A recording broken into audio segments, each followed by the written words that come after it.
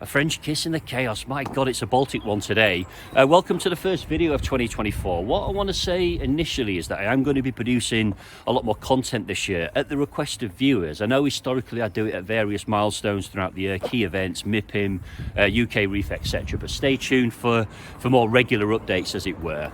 In addition, I'm also going to be using this platform to showcase a number of the collaborations that I've been involved with over the last 6 months. So stay tuned for those in due course. Now, today what I want to look at is a kind of framework around the key themes, the key predictions and the key anticipations around UK real estate. So all things around living, place, development, investment, etc., and what the impact will be within the kind of current climate across the year.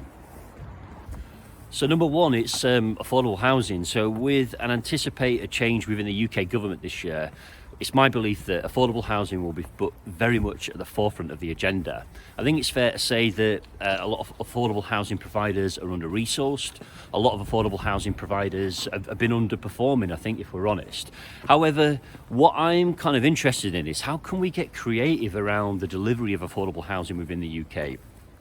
And see the kind of traditional partnership framework of affordable housing providers, Homes England, etc., almost kind of expanded to kind of introduce a lot more kind of private sector partners to fundamentally get creative around how investment deals are potentially structured to enable more housing delivery and fundamentally more affordable housing. Number two, build to rent. So with the impact of borrowing rates that is causing much challenges for developers and many projects have stalled, I think we will see a change this year. But the big issue for me around BTR is the lack of diversity in product, how similar it all is in terms of the demographics it's aimed at, the type of product that's coming forward. What I think is going to be absolutely key around housing delivery is how can we align build to rent to more of the metrics around getting families to live in the city.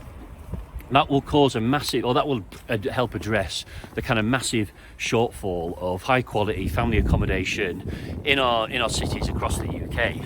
So one of the big things around that is introducing things like 3-bed units, 4-bed units, which will obviously massively impact traditional development appraisals. But for me, it needs rethinking, and that's the only way that we're going to be able to sort of truly diversify the type of build to rent product that we see that comes forward.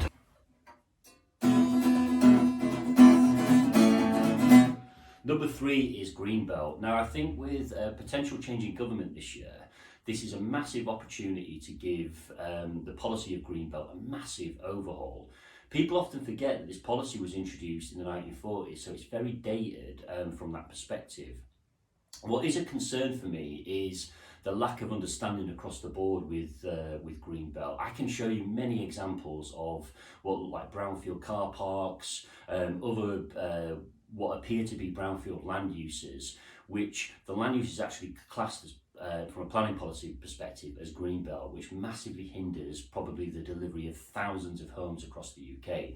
Equally as well, the big challenge for me is addressing this systemic NIMBY culture that we see across the UK with attitudes towards the Greenbelt. There's very much a kind of lack of education, particularly in the areas where Greenbelt is perceived to be an impact.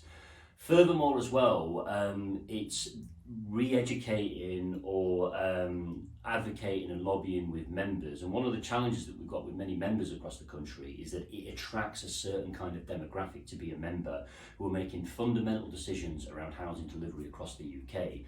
It's a voluntary position, it's unpaid, so that attracts what I feel is a kind of certain demographic who's able to fundamentally become a kind of member and make those kind of decisions.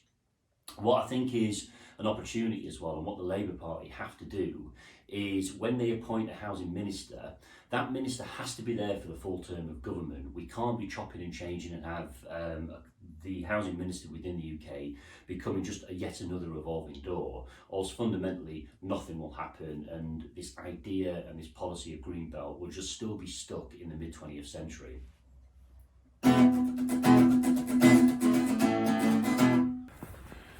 Number four, single family rental. Not only do we need to massively increase housing numbers within the UK, we really need to diversify the type of product within the market. And single family rental for me fills a massive hole. And could 2024 finally be the year that this sector goes from strength to strength? Let's see.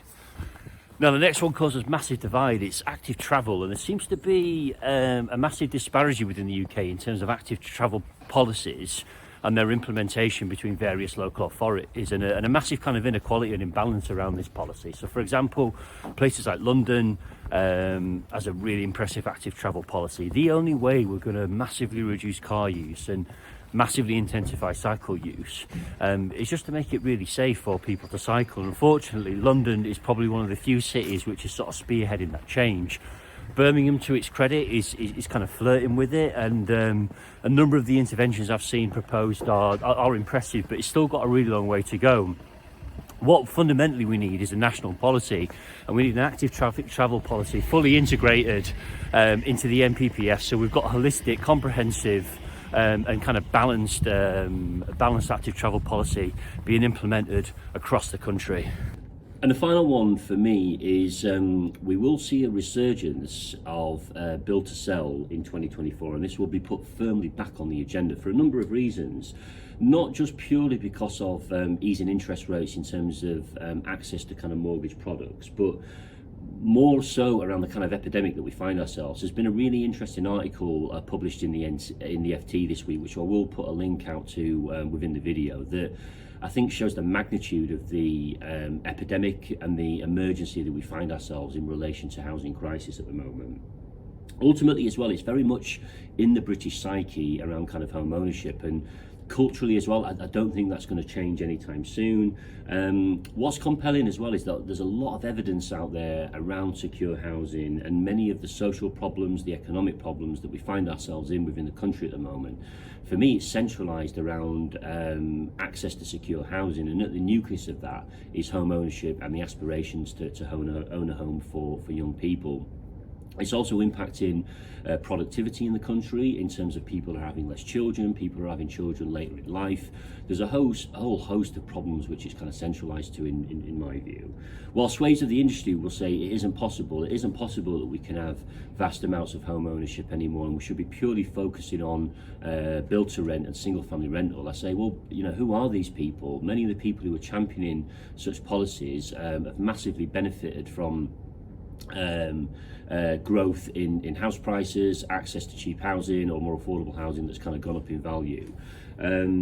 So what I would say is that any of the political groups who are going to be championing build to sell this year will do really, really well, because it will be back firmly on the agenda. So it's going to be interesting to see how this plays out, particularly with the change in government this year, and I'm really looking forward to the kind of forthcoming housing minister's opinion on this later in the year.